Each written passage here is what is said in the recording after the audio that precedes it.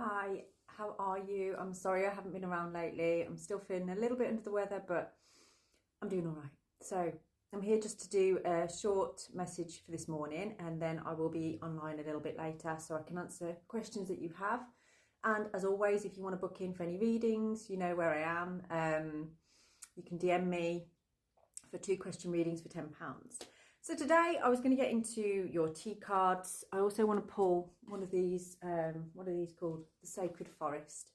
I really like these. It kind of like goes with the background, doesn't it? That beautiful yew tree, the tree of rebirth.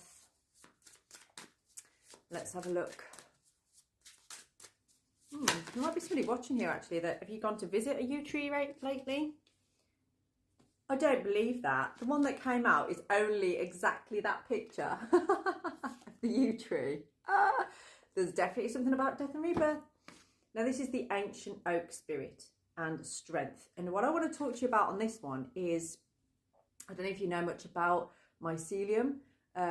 It's basically, it's a way that the trees have a network of communicating with each other, feeding each other, supporting each other. And it's like the most amazing network, the most amazing community. You know, if we as humans took on board how trees communicate and how they work their community, I think the world would be a much better place. So there's something about community, there's something about connection, but it's about you having the strength to be the leader with that. It's about you realising and recognising there may be a new purpose for you, or you've just realised you could do more. You could do more. And you have the strength to lead this because your roots run deep. Your roots run deep. Let's have a look. What are your runes telling us today? Awareness. Manas is a rune of legacy. So this is where you are creating something right now that is going to be left behind. This is about you being of service. And it's the service that you bring to this world, you know. You're so much more than you realise. You have more gifts than you realise. But I feel like you started to recognise all of the cycles you've been through, all of the things that you've experienced in your life have brought you around to this point of being of service in this particular way. And now you are looking for avenues to really bring that out into the world. It's a slow process though, and it may have taken you even maybe a year, if not longer, to realise this is who I am and this is what I want. You know, you may have had to go through a process of elimination in certain areas. That could be leaving jobs, leaving relationships. But now you're ready to take action. Now you're ready to defend something that feels really important to you. And part of this defence is about you being aware of who you are. So for instance, with Manas and Thorazas here, what's been happening is you've been detaching from a version of yourself that everybody else felt you were. And especially with family members, you've had to kind of really show people who you now are and who you want to be known as. Whereas there's some people in your life that may have been like, well, I want you to be this. I see you as this, and that's what I want you to be. I've just seen 333 on the clock as well. So you're starting to really defend this new version of yourself. And people are starting to realise, okay, this is who this person is now. They are who they say they are. Your words and your actions align. You living the lifestyle of what you're preaching. And that's what you're coming to realise right now. It's what you're coming to recognise within yourself. So let's just get into the tarot. I was going to use the tea cards, but no, I'm not. I'm not going to use them. It doesn't feel like it fits right now. So let's get a card then for this action. What is your action that you're going to take right now? Because it's almost like you have become the ancient oak. And the ancient oak, it's the mothership of all the other oaks, you know. If you look at dryads, the energy, the spirit of the tree, there's always one main dryad. And that dryad is connected to all the other dryads. So they're like the oak dryad, yeah? Okay. So this action then is about enlightenment and uncovering things. It's bringing forward hidden parts of you that are now being exposed, now being seen and illuminated. And for some of you, this has been a scary process because it means almost, some of you, you've almost completely changed the type of person that you are, you know?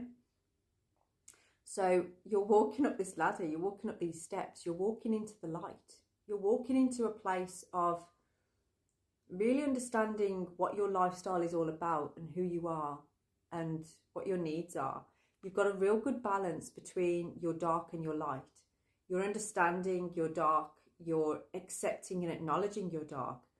And at the same time, you are also accepting and acknowledging your light. Because for some of you, I feel like you've actually maybe accepted more your dark than your light through your life. But now you're starting to recognize, actually, you know, this needs a bit of love as well. This needs a bit of attention too. And through doing that, I feel like you're starting to see a difference in who you're connected to, in your relationships, your friendships, the people that you surround yourself with. You've done a lot of walking away from things that no longer serve you. And it's not in a negative way. It's not in a like, you just cut them off. You've kind of been through, this is what Yara's talking about, this process of elimination. So you've kind of gone through it very slowly, you know, it's like one bit at a time, one step at a time. Okay. But you have gone through this period of a lot of introspection, maybe spent a lot of time on your own. And there was a point where you actually felt a lack of enthusiasm and inspiration. You know, you just felt like there wasn't really anything more that you could give or do. And you've had some issues perhaps with relationships as well, or like finding your soulmate, finding somebody that you want to be with. So what do we have for you, for your advice? What advice do we have for you? What advice do we have for you?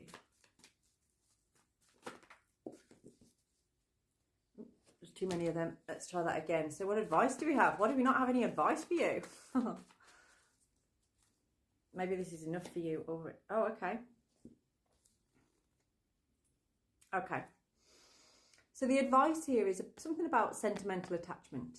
It's something you're feeling very sentimental over, and you actually see it as a long-term thing now. It's like you see it as something that you can commit to.